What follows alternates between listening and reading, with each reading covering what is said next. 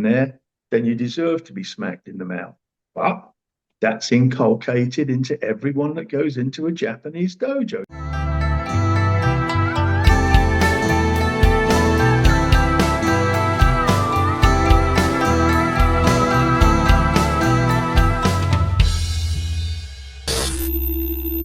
Welcome to the Anxious Black Belt, the podcast focusing on karate, mental health, and everything in between.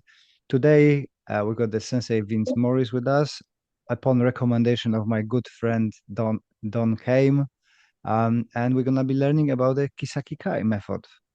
How are you, sensei? It's nice to meet you at last. I've seen some of your stuff on Facebook, and Don says you're okay.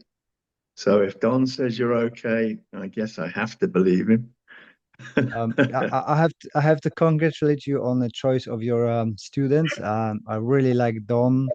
We seems to be going okay as friends, as martial artists. We do a lot of seminars together, and his skills are fantastic. And that was my introductions to Kissaki Kai.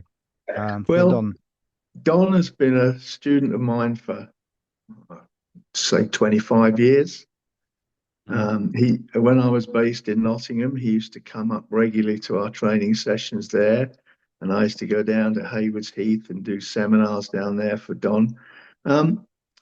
He's a really nice person, and very knowledgeable. His style of Kissaki Kai is not exactly the same as mine. The knowledge base is the same, and the basis of the rules of combat are the same, but Don goes in a slightly different direction, which I think is perfectly fine. I don't ever want people to try and be copycats of me. I could design a better me if that was going to be the case. But Kissaki Kai is never going to be for everybody. It's very demanding if you're really committed to it. The thing is, some of my students have been with me, like Don, for more than 20 years, and they've evolved with Kissaki Kai, and they've evolved with me. I still smile when I see videos that I put out 20 years ago. People are still looking at it. I'm still getting people writing to me saying, wow, this has just opened my eyes. And I'm thinking, yeah, but that was then. You should see what we're doing now. I just read a comment on Facebook today about somebody that just seen one of my early videos. Said it just made the nonsense that they were being taught by regular Shotokan senseis so apparent and so obvious. But we've moved on since then. We to begin with, it was a bit of a difficult time for me because most of my teachers were Japanese. And essentially, Asana was my main teacher. And I moved up to Nottingham when I was, I don't know, 20 maybe. I started training in judo in Portsmouth with Dennis Penfold, who was the European silver medalist lightweight. And we used to be visited regularly by members of the Japanese fleet, rather. And they had some interesting techniques. They would put you on the ground in kesikatame scarf hold and put their armpits over your face. And as they don't seem to have washed their gi since they left Japan, you gave up immediately. You just tapped out. That was just impossible. But then I went to, I went to the local Chichester High School when I was 10, before the 11 plus. Well, I mean, I had to wait, but I passed it when I was 10 to get to the grammar school. I'm not sure if anybody's interested in this, but we've got to find some sort of way to get into this. And I started training when I was 10 in judo. And then when I was 15, I was problematic at school. They really asked me to leave, and I was happy to go. I was difficult. I was a sort of strange person. My interests were reading. In fact, I used to play truant from school and simply go to the local library and sit in the library all day long and read books every day. And it got to the stage where they realized that they and I were better apart. So I packed my suitcases and got my guitar and caught the train to London and tried to find Charlie Mack. Now, Charlie Mack, I don't know if anybody knows his name anymore, but a phenomenal gentleman. I went to him to try and continue my judo practice. I actually tracked him down, and when I met him, he said, "Well, I don't teach judo anymore." Oh, really? That's me, a suitcase, guitar, dogi, and nowhere I want to train with. He said because he injured his knee in a championship, red and white in the Kodokan before he came home, but he had started a karate school because he was actually the first Westerner to get judo and karate black belt in Japan. And he also was the only Westerner to have thrown Anton Heesink, the Dutch giant in judo. He was but Charlie was an amazing doer man. And so I thought, well, okay, give it a try. And within 6 months, I was heading up his team facing, oh dear, at Crystal Palace in the British Championships. 6 months. And my first and last opponent, guess who? Terry O'Neill.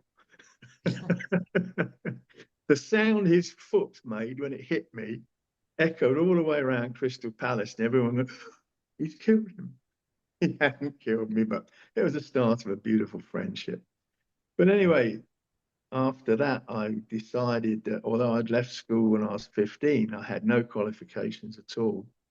I finagled my way into the University of Nottingham to read English and aligned subjects, and to try and find Asano's dojo, which I did eventually.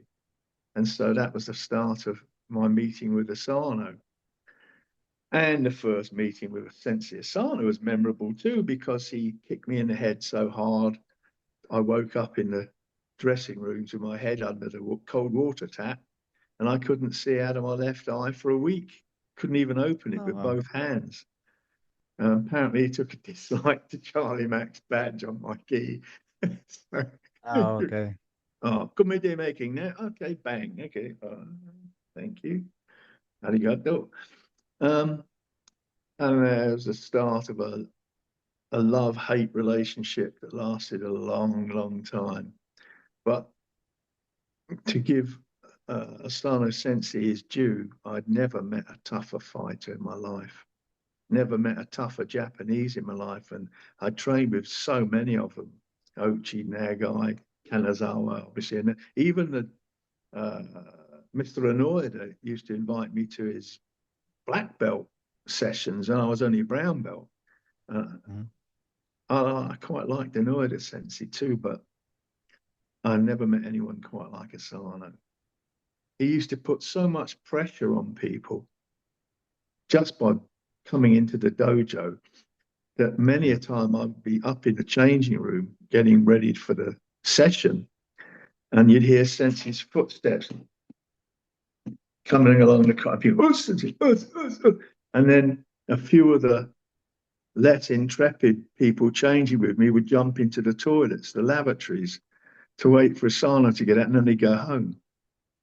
I even see them in the car park when Asano's car would come in, they'd duck down and then, oh, fuck it.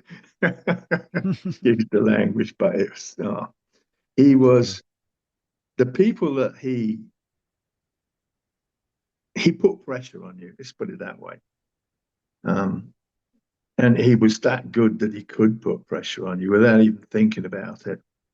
So I learned so much from him. I owe my, he made me become tenacious and never give in. He made me. I mean, there was a time when he knocked me down on the floor so many times. And this was every Friday night, by the way. This wasn't just a one-off. This was every Friday night. The other members of the higher grades that were there sitting in Moxo, or watching, they wouldn't look anymore. They'd just turn and look away out of, I don't know, they didn't want to see what he was doing to me. But it even got to the stage where on one evening I chose, it's in one of my first books anyway, so I can talk about it. It sounds a bit inane, really, but I chose to live or die because I was born, I was an asthmatic since childhood. So any hard exercise made it eventually impossible for me to breathe because the air didn't get down into the lungs. So I was like drowning in air. And he'd keep me out. He fought other people for a certain time, but he always kept me out longer and longer and longer. And one time he knocked me down again, and I just lay on the floor looking at his feet. And I thought, I could just give up now. This has gone on long enough. But then I thought, well, if I do, he's won. And I thought, no, if I get up, I might die because I couldn't breathe. I mean, it's really trying to drag air into my lungs and summon up the strength to get up and have another rush at him. But I thought, well, you know what? If he kills me, I'll have won because he'll have to explain my body to the police. How's he going to do that? That's how asinine is that? How stupid is that? But that's the stage that he pushed you to in building your spirit, that you would not give in. And that's helped me throughout all my life, especially in this last few years when I've had all various illnesses, back operations that have gone wrong. So I had to go back in and have them done again. And then I got sepsis, and I didn't think I was going to make it out of that. Couldn't get off the bed. I couldn't move. And then trying to walk. Okay. And then finally, after that, Dad had to have another hip put in. So it's been a bugger. But you know what? Ask me how many times I thought I'm going to give in. No, I've just come back from training this morning, an hour, hard, heavy weights. I'm lifting more weights than I was before because I need to get back my stamina, my mobility. I've got so many things to teach my students. And I've never stopped researching. I find a delight in suddenly seeing, oh, yes, that's what that's for.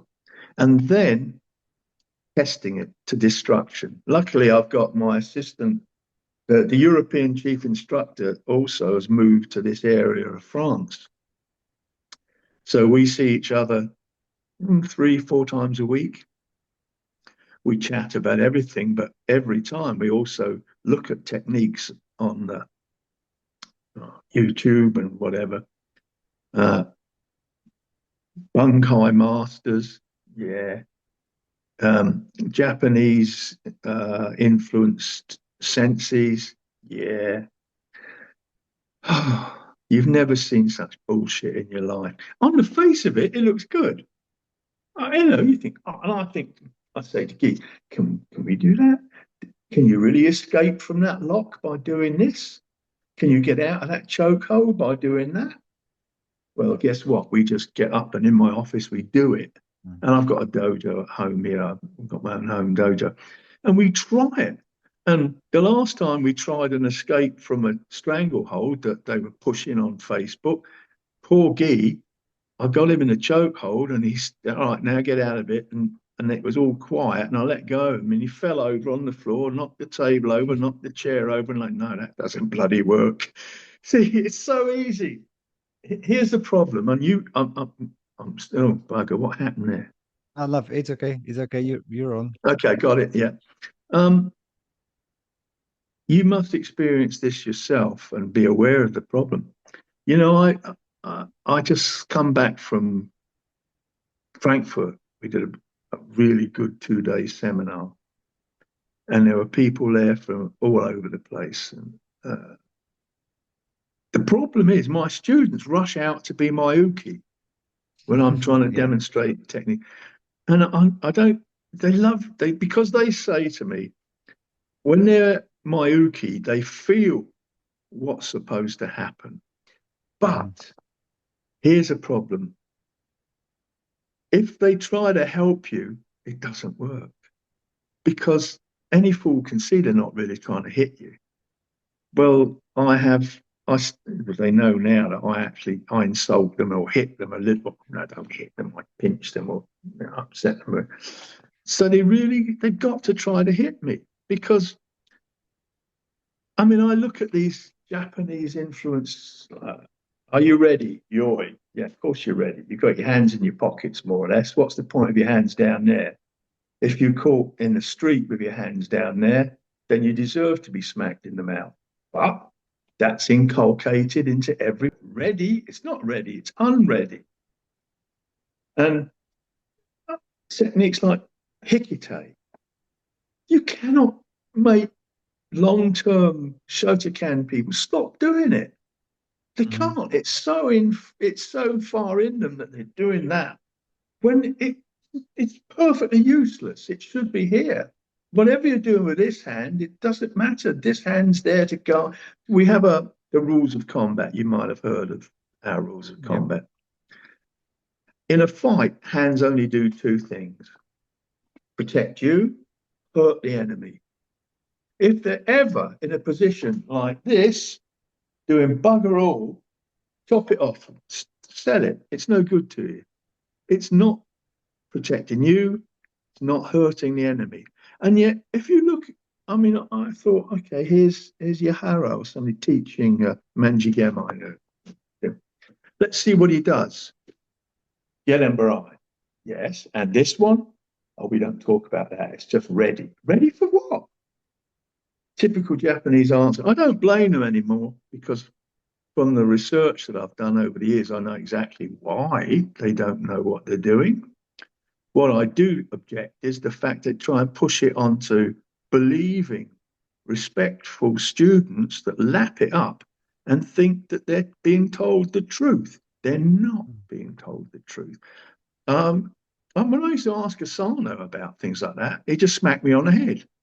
Oh no, more training now. Yeah, fuck that, more training. But why? Why am I doing that? Because I know the answers now. Why am I doing these? It's not to stop somebody kicking you. Yeah, fine, do that and let them punch you in the face because it was a fake kick. Yeah, that sounds great to me. It's because when Master Funakoshi took Okinawan karate into Japan, he was sponsored by Jigoro Kano sensei, who was changing jiu-jitsu into judo. Now, one thing you don't do when you're reliant on a well-known sponsor is piss him off by teaching all the same things he's teaching. Yeah. Well, so what did he do? Funakoshi took out the major throws. He took out the ground fighting. He took out the joint twisting and locking. He took out, well, he kept a bit of the atemi, the striking points, vital points, but not many. He took out the choking. He took out all those techniques that were the province of the new judo. Judo, in return, took out, well, they didn't take it out, still there, but they don't teach it so much anymore, Goshin no Jitsu, which is their self-defense judo kata, which already at that time had defenses against knife attacks, baton attacks, even firearm attacks, which you don't know. Most judo people don't know that. Well, we never see that. Of course you won't, because that would be treading on Funakoshi's toes. So we keep it there for classical demonstrations once every 5 years or so, but we don't practice it. We don't train you in it. It's not our problem. Judo doesn't do that. Judo's now a sport, as is karate, if it's done a la Japanese Shotokan and alike methods. Because, as I say, people say, well, we know that we've seen in the books, for example, we have techniques that look like that, attacking the eyes in the kata. We don't teach that. No. And you see techniques like this, which is jujitsu, cross strangle, but you can't do that. It's supposed to be nothing. It's just there for start a kata with or something. Why aren't they there? Well, ask yourself the simple question in any competition you've been in: how many points would you score for choking someone unconscious? You'd be out by Disqualification. a lot. Yeah, you'd be out. It's not. And so, and please don't get me wrong, I have great admiration for people that do sports, karate and kumite. And I mean, I was in Asano's A team for years. And we won the championships a couple of occasions and came second. And so I loved fighting, but I knew it was phony. And I thought one of the first things Asano said to me was stop sweeping people and stop throwing people, because I was like, oh, I was fresh from judo. And Mhm. and then of course he made a mockery of it, because one of his best techniques was ashibarai, leg sweep. I mean, he's always putting people on their ass from that. But apparently that was okay. But the evolution of karate from Okinawa to Japan meant very simply that small groups were now no good. You needed a large group to pay for this new sport, this new venture. So you didn't have the direct contact as you would have between the sensei and the 5 or 6 or 10 students in his backyard back in Okinawa. And once you're faced with a bunch of 30, 40, 50, 100 students, you've got to formalize things, because the guy at the back can't see what you're doing. So Mhm. you miss the intricacies of a technique and you get the major outward expression of a technique. But that's okay, because one of Funakoshi's principal changes was a philosophical one. He changed the combat self-defense effective Okinawan training into a moral sport, a Mhm. moral for self-advancement, of transcending the ego, where the form was placed as much more important than the function. Well, when that happens, nobody cared what the bunkai was. Why would they? They're not being tested on it. They're not being trained on it. They're not being taught it. And so it vanished. And what a kata looks like, and that's still today, nobody's judged when they're in a competition of a kata, how effective is it, what he's doing, because you can't see what he's doing. It's all Mhm. formalized techniques. And now it's all bang, focus. Yeah, but why? What? And then you get things like focus for 10 minutes. The audience got it yet? You think they're ready for me now? Yeah, okay, I'll move on. And how loud can I scream? Yeah, that is very annoying with the screaming, we have to admit. Yeah. But in the end, this is one of the reasons why Kissaki Kai was originated 25 years ago. Well, at first, Asano threw me out of the dojo, but that's another story. I wasn't the only one. Um, and then Aidan Trimble asked me to help him establish the Federation of Shotokan Karate. And I love Aidan to death. He's one of the finest karateka I've ever known. So talented. It, but what he was doing attracted all the sports people, and what I was doing and didn't. So in the end, we amicably went our various ways. But Aidan's one of the nicest guys and one of the most technically proficient karateka I've ever known.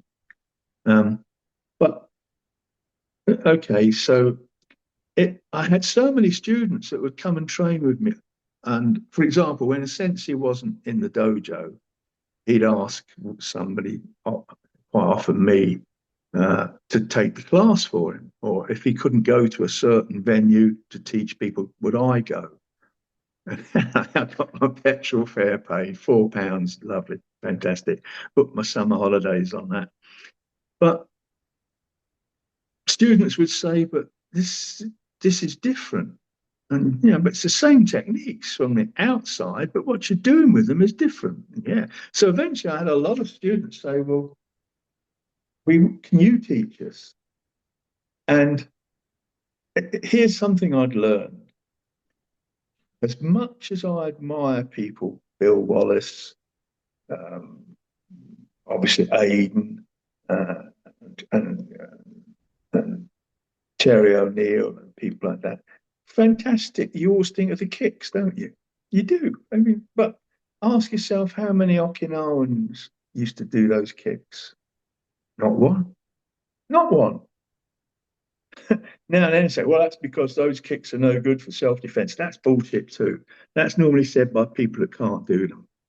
If you can do them, they work bloody well. The problem is not many people can do them as well as those people I've just mentioned. Mhm. Now, if you can, go for it. But a lot of students were saying to me, but we spend hours on the course trying to get your knee up here and then you kick that way and then that way and that one. But all I do is fall over. And after the age of about 40, I can't do it anyway. So am I supposed to stop training? Mhm. Well, I used to say, but you don't need to do it. You're going to kick them in the head, not put them on the ground first. Then you take your time. But people used to like the fact that also I was teaching. I started the International Institute for Kyushu Jitsu Research, and I spent years. Here's the other thing a lot of people don't realize. At the time, I was teaching Anglo-Saxon courses for my professor in the university, and then I was started a PhD um, translating Old Norse sagas. Oh, interesting. I've always been a bit intellectual. No, I hit it well. Yeah, Nothing wrong with but it. Nothing wrong with it. no, yeah, that's true. But people. Uh, thing is, I was really in a good position to research into the origins of the martial arts. Of course, I started to teach myself Japanese. I didn't get. I can say hello. Can I have another beer? And where are the toilets and things like that? Not much help translating manuscripts. But luckily, the diet in Japan, they have stores of all these old manuscripts of Makimono and then you have the techniques from the Bubishi to look at, and you've got all these various charts and things. But I spent literally years testing things, what works and what doesn't. I mean, one of my students at the time was a doctor, so we used to wire up other students to heart monitor machines and things like that. And I practiced hitting them nicely, gently, and a cup of tea afterwards. But just to see which was effective and which wasn't.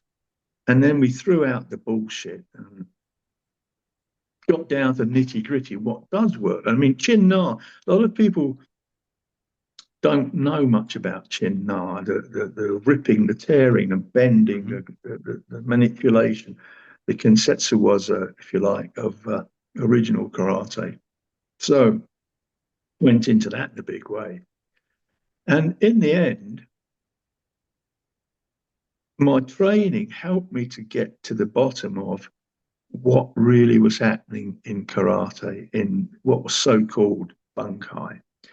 And then I realized the Japanese, we used to have them come straight from the JKA to come and spend time with Asano, junior instructors, Jake fourth dans, so on. They hadn't got a clue. And if they were asked about, well, here's the thing: when Asano did the first video of 15 katas, after he finished the katas, which was an amazing feat on its own, he just turned to me and to one of the other guys and said, "Okay, you do the bunkai." What does that tell you? Well, in the JKA, they used to. It's no good reverse engineering something if you don't understand the principles. Somebody hands you a Glock, looks like a hammer, and if you've never seen a Glock fired, you can use it as a bloody good hammer, but it's not what it was made for. If you don't understand, if you don't take it apart and say, "Oh, that's the function of that," not, and you can use it as a hammer, but the Japanese didn't do that. And why would they? Because the diktat was how it looks is more important than what it does. Form over function. And so, not many people that wanted to get into the Japanese team or wanted to be the top in their dojo or wanted to be sent out as junior instructors all the way around the world for this new exciting combat sport would spend much time on developing their knowledge of what it was originally for. Why would they? they'd never need it. And so now you have the nonsense of, if it looks good, it must work. Well, that's bullshit. And it comes back to my original point of ukis.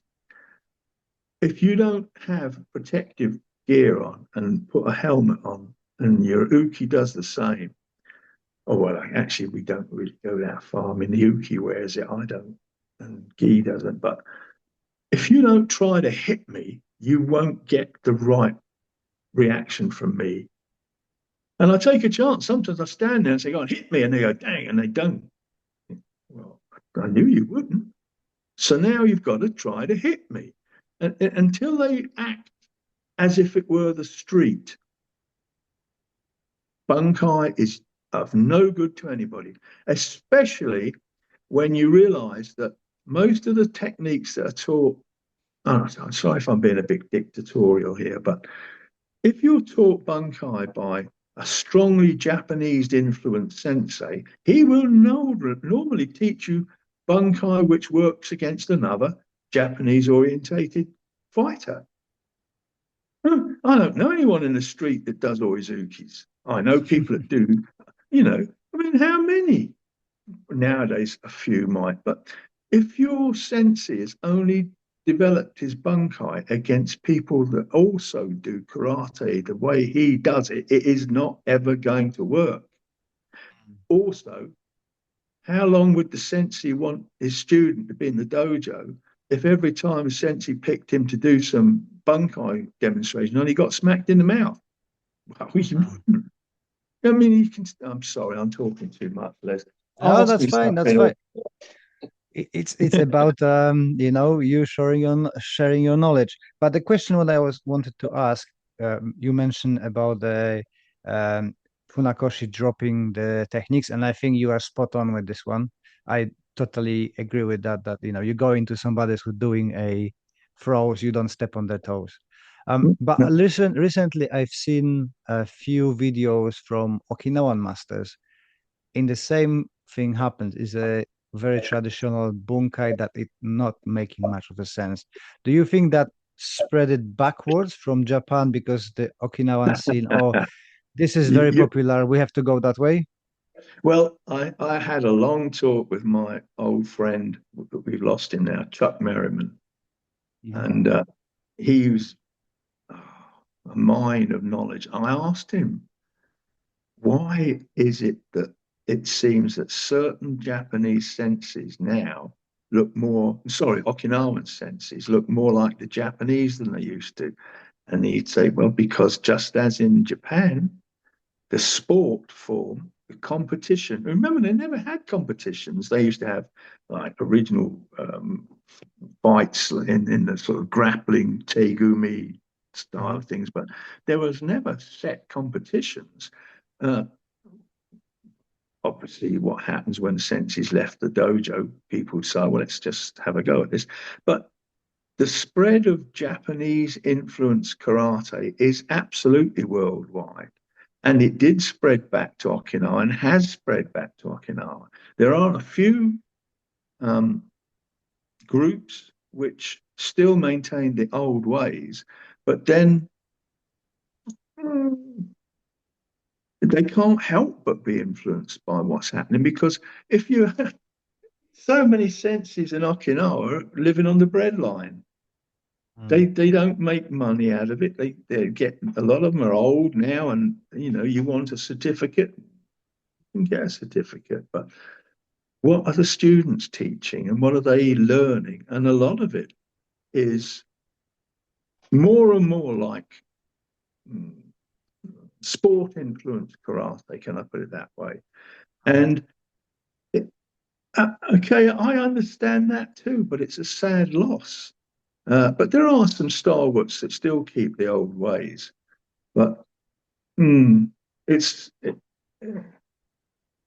the problem is when they allowed Funakoshi to go to Japan as the ambassador for karate, it wasn't because he was the best sensei.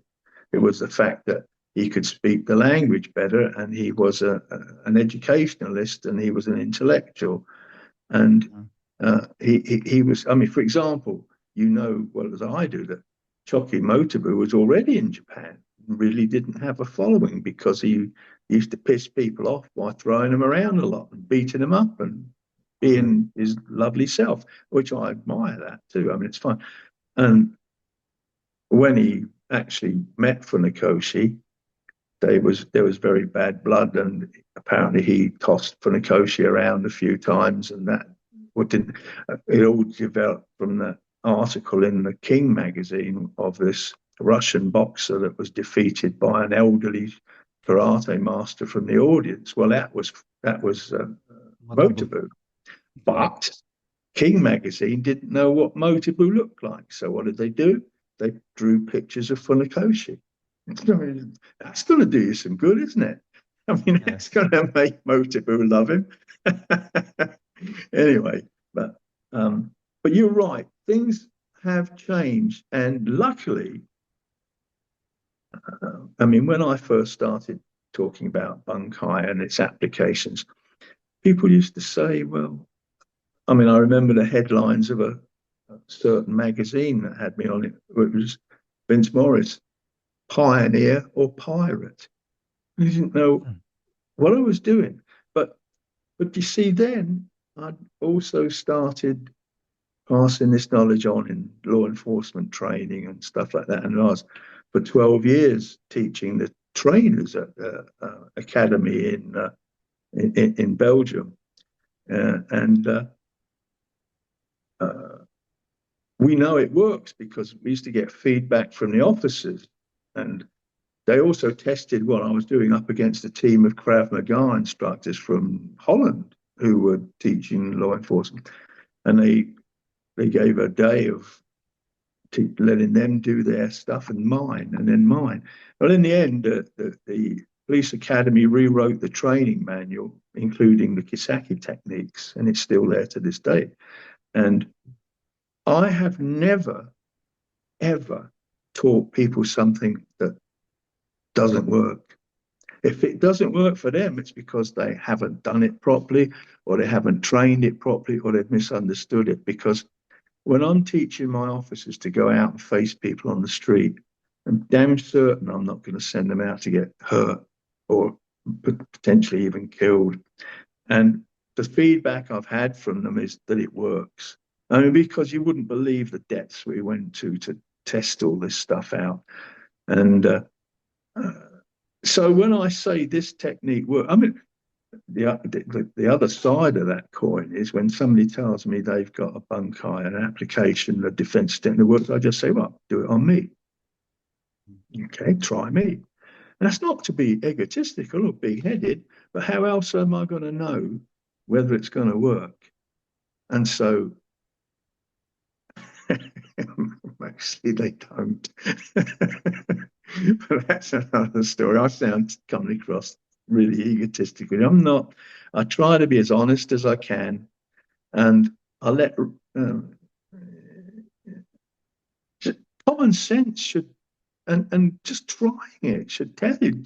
My question to people after a seminar or during a seminar is, look, half of you've never met me before, and you're looking to begin with as if, well, I can't see that, but where are all my attackers ending up? Every one of them's on the ground. They have to be, because it's another rule of combat in Kissaki Kai. All attackers must end up on the ground. They must, otherwise you've not done your job properly. Plus the fact that in teaching law enforcement, we also devised a new handcuffing lockdown, which they all use now, because it's not over until the enemy's down. So all this stuff, blah, blah, blah, step back, let's have it again. Blah, blah. No. It's only finished when the fat man, well, it didn't have to be the fat man, when the attack is on the ground. So the rules of combat have been, I think, hugely informative to most people. Because simply if you're doing something wrong, you can just open the book and there's a page. Have you done this? Have you done that? Have you done this? Have you done the other? And for example, simple things like we've changed Shotokan's Ippon Kumite and Gohon Kumite, 5-step Kumite, because it was Mhm. always a nonsense. And we've now adapted it into being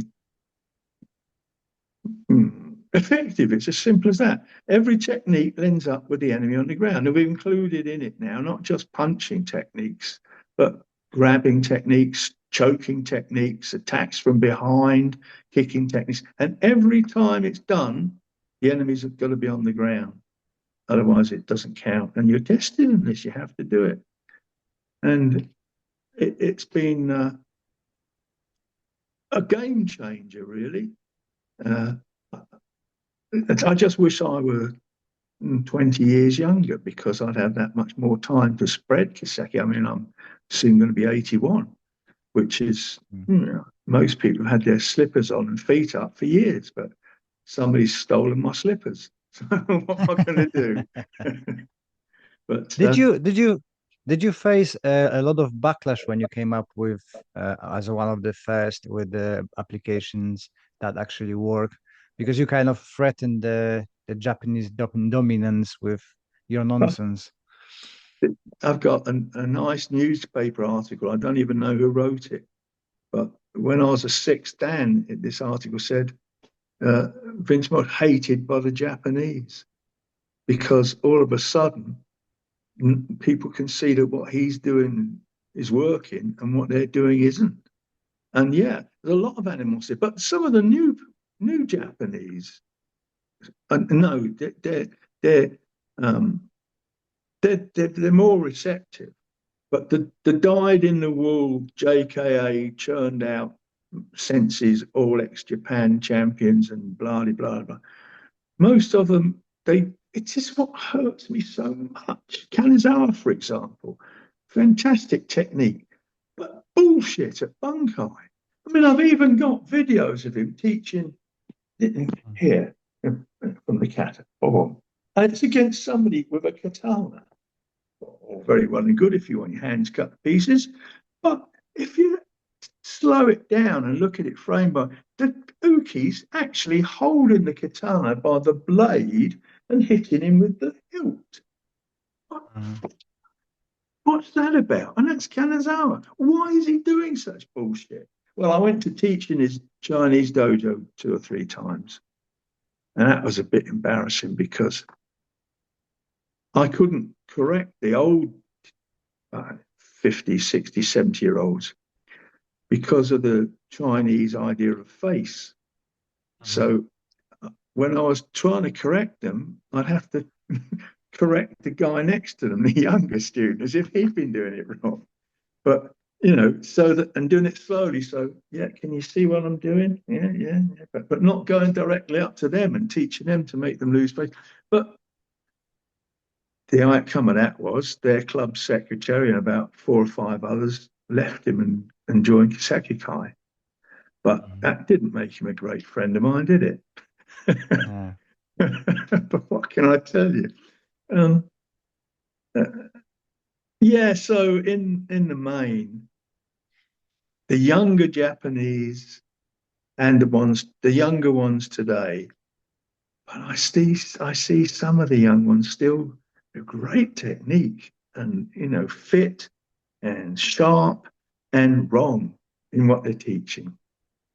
But on the other hand, I've seen an awful lot of people teaching what I know were my techniques. Yeah. And I know that. I see them on Facebook. Where have I seen that before? And invariably, they forget something. So I know they haven't quite understood the rules of combat to go with it. But do I mind? No. When I put things out, it's up to people what they do with it. I mean, I've had a few people blatantly rip off what I do and even publish photos that they've posed exactly in my poses to make a name for themselves. Do I like that? No. I won't tell you what I think of them. But all they need have done was say, hats off to Vince, or a nod to Vince. I don't care, but just good manners. Just Yeah, to be honest. that's a problem in karate. I see that a lot, and I'm good friends with quite a few, like Ian Abernathy, Christian Vedevard, Don, and I see people teaching stuff is clearly their stuff and never mention stuff. I whatever I teach is usually stolen from people. So I see it, I adapt it, I change it Well, to my of abilities. But course it is. What's the point yeah, of us putting stuff out if people don't use it? I mean, what is the mm, point of that? I mean, I've seen what you do. I've recognized some bits and pieces, and I think, well, it's getting around. Good for him. But you're not pushing yourself as, oh, the master. Well, I mean, and that's not wrong because you're good. But thank you. but you're not trying to wear other people's clothes. For years, when I was I mean, I left school and joined a rock band when I was 15, and I lived in France, with the US troops and all kinds of. And I sounded, and still do if I'm not careful, an awful lot like Elvis. And at the time, you just have to go to my Facebook or something. I watch some of mine. There's a lot of videos of me and my band and things like that. But I was asked by entrepreneurs and managers, Vince, what you sound like Elvis. I couldn't help it. I didn't try to. The range of my voice was the same. And if I put an accent on, which you had to see, can't sing rock and roll with an English accent, Mhm. it had to be. But it was remarkably like poor Elvis. But would I put the rhinestone suit on? Would I become an Elvis impersonator? No, I bloody wouldn't. I can sing the songs. Even today on one of my CDs that I've recently released, a bit of a plug there. I do, by the way, I used to have a recording studio of my own too, so that was pretty cool. I released an Elvis song exactly as Elvis would have done it, and it sounds good. And then I did my version, which was a different beat, different rhythm, different sound, same song, but different, because I don't want to wear somebody else's clothes. And it's the same in karate. I couldn't be Aiden. I'd love to have his technique. I couldn't do it. My legs are about 6 inches shorter than his. He's deformed. We all know that. We don't talk about it. But uh, I was in a nightclub in the West End in London after I finished the show, disheveled and covered in sweat and dripping. It's 2 o'clock in the morning. The band's packing up. The nightclub owner came up to me and he said, well, he looked me up and down. He said, Vince, they might not like you, but they can't ignore you. And I thought, well, I'll take that. Because I didn't like the buggers trying to eat their food when I was singing. So anyway, but I don't um, know. y- Yeah. you mentioned earlier that training with your sensei build your resilience. You learn not to give up. What the impact of karate and martial arts was for your mental health? Do you think it was positive or negative or? Well, at the time, it was not positive at all. Let me give you a reason. I mentioned earlier that I had to fight Asano every Friday night. I couldn't Mhm. miss it, you know.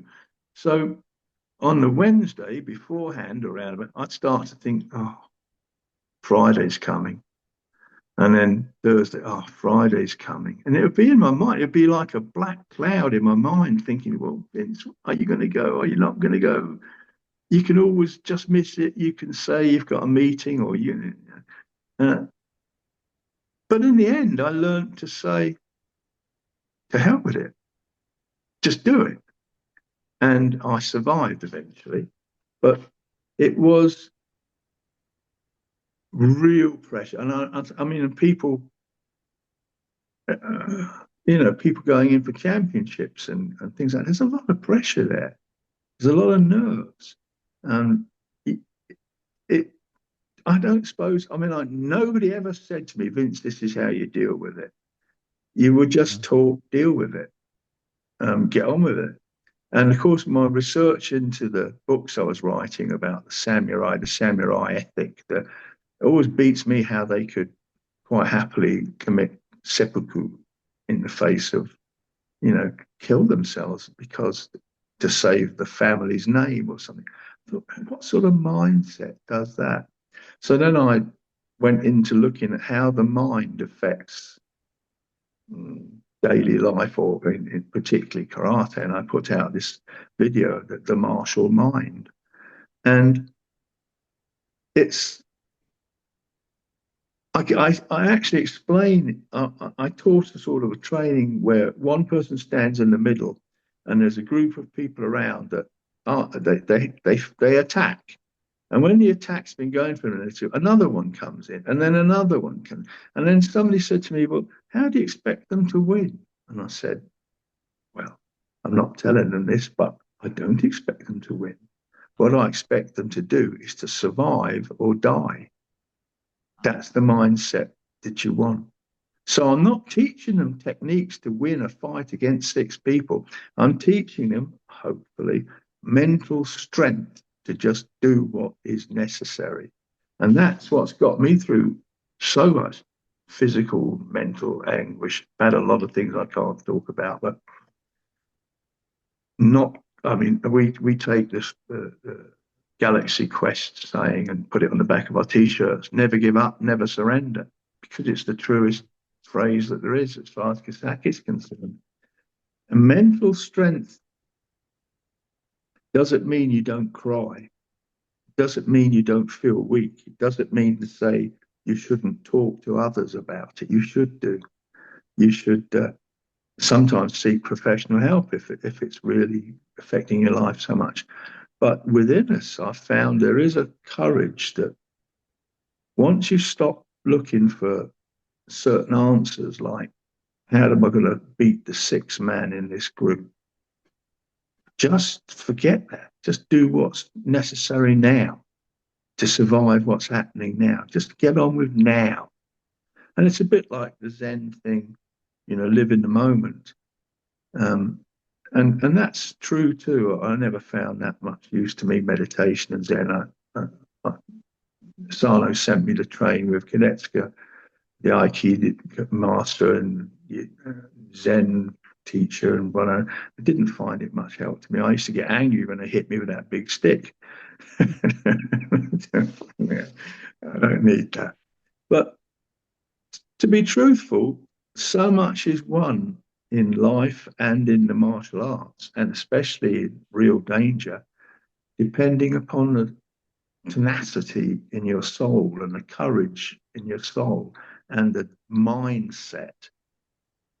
I mean, what I try to teach the cops, and I used to teach all kinds of people. The White House security advisor had me teaching people, and he actually called me the master that teaches the professionals. Well, I thought that's very nice. But at the end of the day, it's everyone's different. Everyone needs some reality that they can hang on to. You can't live in a dream world. You can't be Bruce Lee. I couldn't be Elvis. I had to be the best I could be. And if you're doing any martial art or anything, you've only got to be the best you can be. Don't try to wear other people's clothes, and understand that shit happens. It really does. I mean, the nicest, finest, most beautiful day, and your dog gets run over, or suddenly someone has got cancer, or maybe you've. I mean, look, I went through so much this last few years, but my ambition was to get back to training and teaching, and the positive was there always, not just a little bit out of my grasp, but my determination to reach it kept me going. Now, I'm not saying that's the same for everyone, because I wouldn't be so arrogant to say that, but whatever you do, if you stop demanding of yourself things you can't do, if you can't ask your body for something it's impossible for it to give, if you just accept who you are and work within your limits, but try to expand your limits a bit by bit, step by step, step by step, you can come through it. But to have some sort of objective is really fairly necessary. If you just blithely sit back and give yourself into waves of depression, you'll then turn to something like drugs, or you'll turn to alcohol, or you'll turn to whatever, I don't know. But be aware before you even start, that's not going to work. It'll simply make you so pissed off that you actually added all that shit to what's already troubling you. You just have to sit back, wipe the mind of expectations and say, what am I doing today? Let me just deal with today, step by step. Anyway, that's life according to Vince. That's a good And title for a podcast. yeah, right. Yeah.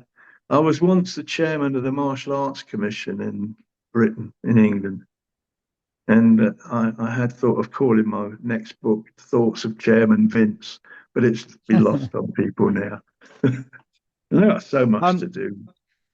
in terms of, so I spoke to Hanshi Mark House, and he asked me an interesting question. So I'm asking most of my guests that one. If you take all your principles, rules, and the kind of mindset of your dojo or your style and boil it to the minimal amount of words, what that would be. For mine is strong and caring, and we try to portray that in our dojo so everybody knows what we're about. What would be yours? Well, if you want me to be brutally honest, the rules of combat can't be put into one sentence. It's not Mhm. possible. You've got to read the rules and understand them because different rules apply in different situations. But I would go in my rule of life is Shakespeare, to thine own self be true, then it shall follow as the night the day thou canst not then be false to any man. And that encompasses it all to me. It's not a martial ethic, but I understand why you picked the one you picked, but if you ask me to boil the rules of combat down to one phrase, that's asking me to change all the intricacies of Okinawan kata and boil it down to Japanese kata.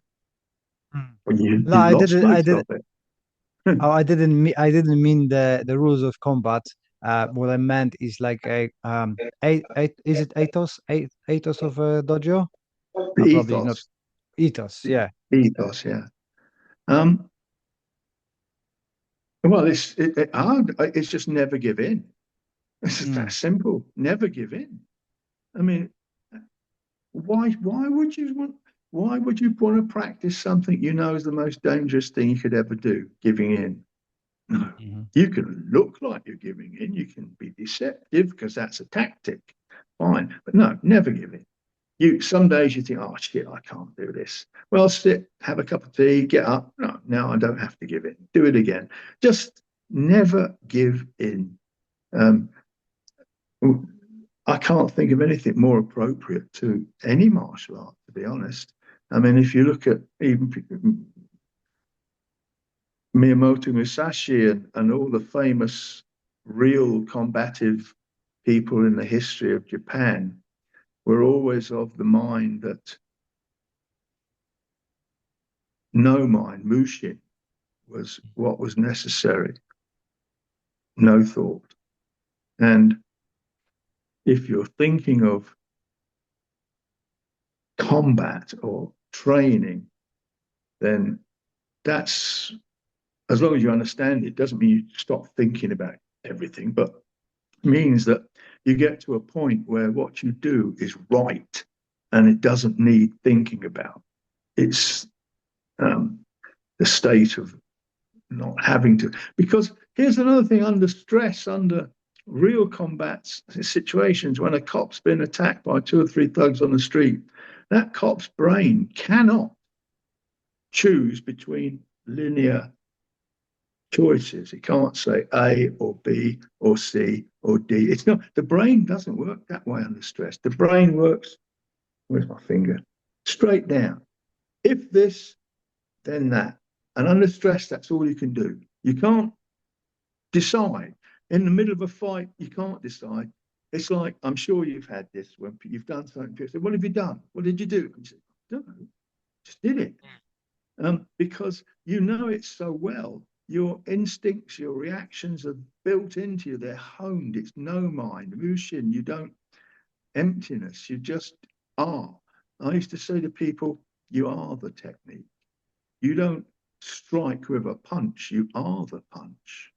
And what that comes from. Um, if you don't do that, if you don't train to a state where Mushin is there, this mental switch in the brain, so much, so much, so much, then ding, you're off. If you don't train that once you're off, you don't have to think, you're not getting it. And it's very important, but few people really think about it. I think it's down to senseis to decide what's important to teach their students, but it's nice to have them discover for themselves what's happening, and you can just help them. But yeah, there is so much that I could talk about, but there's just not world enough and time, as Shakespeare also had it. But and will I last long enough to teach everything I know? No. Which is good that I've got someone like Guy with me that knows me better than I know me, really. Hmm. And I look forward to another 80 years, well, because I'm an idiot. But anyway, is there anything else you'd like to drag Yeah, out of so, me? yes, you mentioned that you're recovering from your hip operation and your goal now is to strengthen the mobility and so on.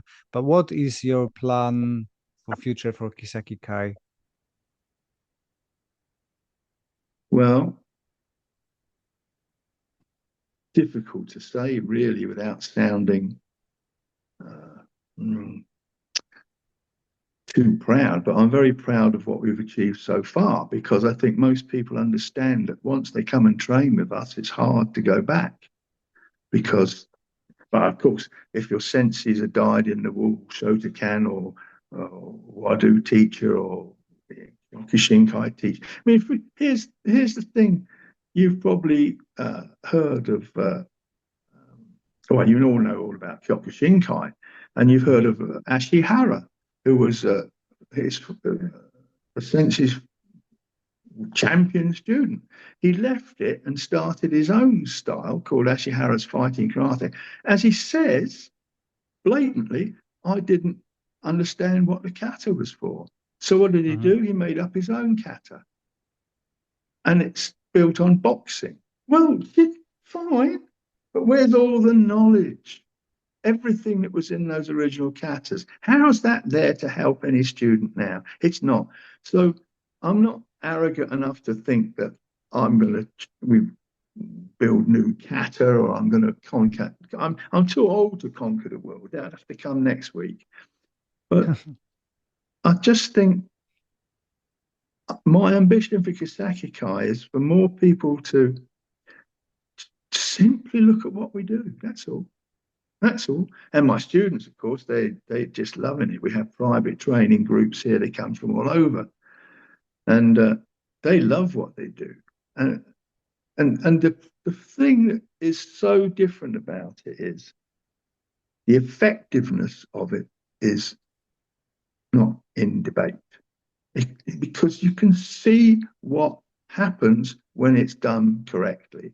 Now, to me, that's a lot more realistic than standing so far apart you could drive a bus between you and then always attacking a la Shotokan, long Zenkuchi stances, Oizukis, and blah, and then standing there with one hand out while the sensei sometimes even grips onto it. And well, that's it's not right, is it?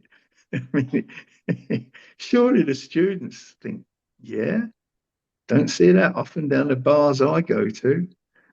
You never know. Could be lucky. But why don't people use the brains they've got and say, like I did and like others did way back?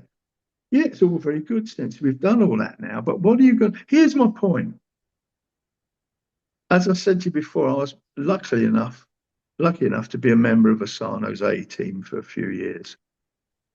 And eventually we only ended up with 4 of us in the 5-man team, and then came the event. We'd co-opt anyone to stand on the end.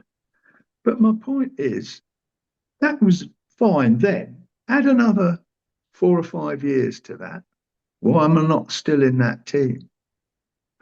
So you're so far into your sports karate training and you're so reveling in the glory of being in the A team and I've got big trophies and whatever. But what do you do when you cannot beat the 15-year-old wunderkind that's just rolled into your dojo off the street and can kick your head off? What are you going to do? You get older. You can't do it anymore. Now, this is the problem. What are you going to do when you can't do it anymore? Well, a lot of people leave. And that's why most dojos are not full of geriatrics like me, because they buggered off to the couch and a cup of tea in a corner with a biscuit. But house bells, most of my best students now, they're well into their 40s and 50s. It never used to be like that. My best students were in their 20s and 30s. So our karate has changed, but they're still in the dojo. They're still in the group of friends. They're still benefiting massively from their training. So that's what I want Kissaki to continue to do, to show people that what you could do when you're 20 and 30 might not be the same as when you're 40 and 50, but there's room in the dojo for you. And here's the point, you can be just as effective, but using different techniques. Very wise, yeah. Okay. I think that's about it. I think I'm about talked out. It must be lunchtime. I've got to go for a lie down now. I mean, I did my training session and I've not been comatose on the couch yet. So thank you very much. Thank you very much for taking the time to talk to me. And I'm looking forward, maybe you'll be in UK to actually meet you and train with you. Oh, I hope so. I hope next year to come back to the UK. I mean, it's not been possible before because getting my health and strength, I wouldn't go and do a bad seminar. I mean, but now I've done a few in Germany and in Belgium and that, and I know I can do it. So I would look forward to meeting you, and you'll have to let me know where this interview is going to go out and it's going to be not this Friday, but next Friday. Yeah, but I will send you a link. Send me the links and things like that. Yeah. But I'm pleased to have met you in person. And truthfully, Don said, no, he's no good. But I think he was wrong. I love because when I met the Don, and he doesn't like when I say the story. We've been training together as a partners with Naihanchi, and we got bit excited about it, and he done an uppercut straight to my big nose. So I spent the rest of the seminar with the paper in my nose. So brutal. That's a mark of acceptance. You obviously listen. It's nice to meet you. Pass my respects on to your students too, and I look forward to talking to you again in the future. Okay, bye bye for now. Thank you. Bye bye.